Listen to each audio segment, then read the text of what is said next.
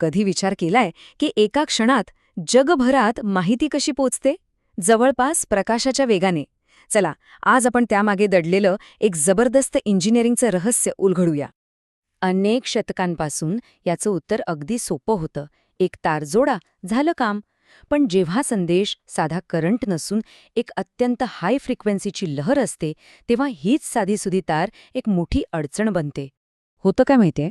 ती साधी तार एका अँटेनासारखी वागायला लागते. म्हणजे सिग्नलला पुढे पाठवण्याऐवजी ती त्याला रेडिओसारखं हवेतच पसरवून टाकते. सगळी ऊर्जा वाया. तर ही ऊर्जा वाया जाण्यापासून वाचवण्यासाठी इंजिनियर्सनी या लहरींना बंदिस्त करण्याचा एक भारी मार्ग शोधून काढला. आणि इथेच एंट्री होते ट्रान्समिशन लाईन्सची. जसं की आपल्या टीव्हीला जोडलेली कोॲक्सियल केबल. यात एक आतला आणि एक बाहेरचा असे 2 कंडक्टर असतात, जे त्या लहरीला आतल्या आत बंद करून ठेवतात, तिला बाहेर पडूच देत नाहीत. आता यात एक गंमत आहे. या 2 तारांमधनं जी लहर जाते तिला म्हणतात TEM वेव्ह. सोप्या भाषेत सांगायचं तर या लहरीचे इलेक्ट्रिक आणि मॅग्नेटिक फील्ड्स हे तिच्या प्रवासाच्या दिशेला अगदी काटकोनात म्हणजे परपेंडिक्युलर असतात. आणि हे शक्य होतं कारण तिथे तो मधला कंडक्टर असतो. हा 2 कंडक्टरवाला उपाय खरंच खूप चांगला आहे. पण जेव्हा आपण मायक्रोवेव्ह सारख्या प्रचंड हाय फ्रिक्वेन्सीच्या जगात प्रवेश करतो, तेव्हा एक नवीनच अडचण समोर येते. म्हणजे इतक्या हाय फ्रिक्वेन्सीवर त्या केबलचं मटेरियल स्वतःच त्या लहरीची ऊर्जा शोषून घ्यायला लागतं. त्यामुळे लांब अंतरावर सिग्नल पाठवणं जवळजवळ अशक्य होऊन बसतं. मग ह्यावर उपाय काय? इतक्या जास्त फ्रिक्वेन्सीच्या लहरींना आपण अधिक प्रभावीपणे कसं काय मार्गदर्शन करू शकतो? ऊर्जेच्या या नुकसानीवर मात करण्यासाठी इंजिनियर्सनी एक अशी कल्पना मांडली जी ऐकायलाच विचित्र वाटेल. हो, तुम्ही बरोबर ऐकलं. त्यांनी त्या रचनेतून मधला कंडक्टरच काढून टाकला. म्हणजे फक्त बाहेरचं कवच उरलं.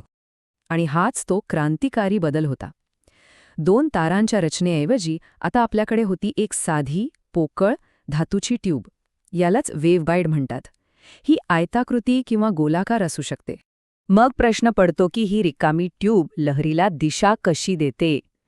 तर ती त्या लहरीला आतल्या भिंतींवरून एका विशिष्ट झिगझॅग पॅटर्नमध्ये उसळ्या घेत पुढे जायला भाग पाडते. आणि गंमत म्हणजे लहरीचा स्वतःचा वेग जरी जास्त असला तर या वाकड्या तिकड्या मार्गामुळे माहिती पुढे जाण्याचा जो परिणामी वेग असतो तो कमी असतो. आता या झिगझॅग पॅटर्नमुळे एक मोठा बदल होतो. पोकळ पाईपमध्ये मधला कंडक्टरच नसल्यामुळे साधी TEM लहर तयारच होऊ शकत नाही. त्याऐवजी इथे पूर्णपणे वेगळ्या प्रकारच्या लहरी तयार होतात. TA म्हणजे ट्रान्सव्हर्स इलेक्ट्रिक आणि TM म्हणजे ट्रान्सव्हर्स मॅग्नेटिक. गोलाकार वेव्हगाईडमध्ये TE11 मोड हा सर्वात कमी फ्रिक्वेन्सीवर काम करतो, म्हणून तो सर्वात महत्त्वाचा मानला जातो.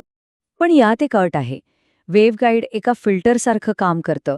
म्हणजे प्रत्येक वेव्हगाईडमधून प्रवास करण्यासाठी लहरीला एक किमान फ्रिक्वेन्सी गाठावी लागते. यालाच कट ऑफ फ्रिक्वेन्सी म्हणतात. जर लहरीची फ्रिक्वेन्सी यापेक्षा कमी असेल तर ती लहर त्या ट्यूबमध्ये फिट बसत नाही आणि पुढे जाण्याऐवजी तिथेच विरून जाते. हे अगदी सरळ गणित आहे. जर फ्रिक्वेन्सी कट ऑफच्या खाली असेल तर सिग्नल पुढे जाणार नाही. पण जर ती कट ऑफच्या वर असेल तर लहर आरामात आपला प्रवास पूर्ण करू शकते. तर ही पोकळ पाईपची कल्पना काही फक्त पुस्तकातली गंमत नाहीये. या सगळ्यांचं आपल्या रोजच्या आयुष्यात काय महत्त्व आहे? चला ते पाहूया. खरं तर हे तंत्रज्ञान आपल्या आधुनिक जगाचा कणा आहे. आपल्या गाडीतल्या GPS पासून ते विमानतळावरच्या रडारपर्यंत आणि सॅटेलाइट कम्युनिकेशनपासून ते अगदी आपल्या मायक्रोवेव्ह ओव्हनपर्यंत सगळीकडे याच वेव्हगाईडचा वापर होतो. एका साध्या पोकळ पाईपच्या कल्पनेनं हाय फ्रिक्वेन्सी टेक्नॉलॉजीमध्ये क्रांती घडवली. पण जाता जाता एक विचार मनात येतोच. भविष्यात जसा डेटाचा वेग अजून वाढेल तसं ह्या अदृश्य लहरींना मार्गदर्शन करण्यासाठी पुढची मोठी क्रांती नेमकी काय असेल?